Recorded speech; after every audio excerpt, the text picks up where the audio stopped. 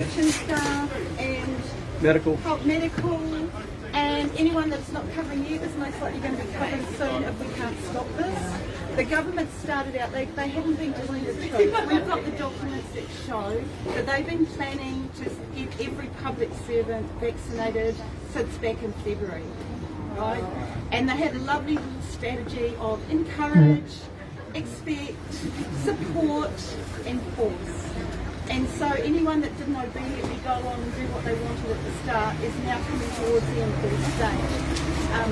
So what I'm going to be saying in court today is a little bit like the Rosa Parks case in America. Yeah. It's Rosa Parks meets Fitzgerald and Muldoon. So for those of you who know Fitzgerald and Muldoon, that was the case when we had a Prime Minister who went off and did stuff without waiting for the law. And we've got another Prime Minister like that. Rosa Parks, obviously, the very famous lady, and she became famous for sitting on the bus on her way home from work. But what's happening for us, the people we're representing, they're not even going to be able to go to work, let alone catch the bus home. So, you know, we're seeing this as a super important human rights case for New Zealand. And we're hoping that the judge will see it as a super important human rights case for New Zealand. We're arguing the government acted illegally and that they acted unreasonably in what they did. Yeah. God bless you, Sue. So we'll give it our best shot. We trust in the system. If it doesn't work today, well, we'll have another plan B and a plan C and a plan D and whatever else we need until we get the outcome. 100%. But we're here Yep. today to give it our best shot. Your team is just growing. Bigger and bigger. Thank you all so much for coming on New Zealand's today. waking up. I'm so sorry that people can't get into the court because of level 2 lockdown. Like I think we were in level 2 last time and loads of people were allowed in, but this time unfortunately not. But hopefully you've been able to get Zoom links so that you can at least watch as best as you can. And we'll do a debrief after court each day. So we normally would finish at 5.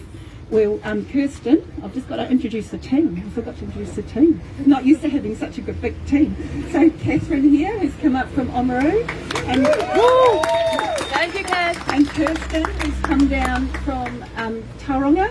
Thank you, And Kat. the most amazing of all, Dr. Sophie February, who's Awesome. come from Bethbridge, and whose job is completely on the line now because of this law. It wasn't when we started doing this process, but along the way your own jobs become on the line.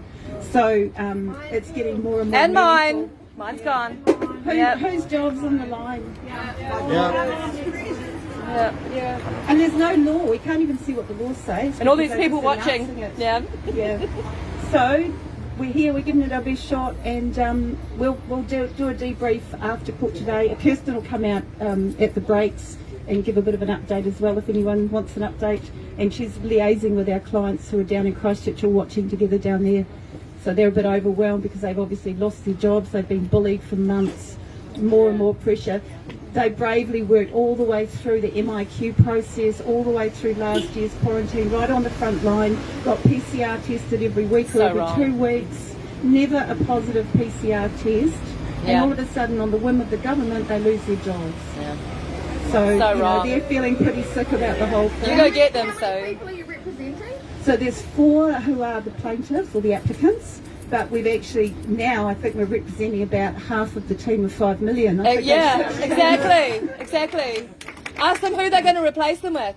Yeah, well that's the question. But you know,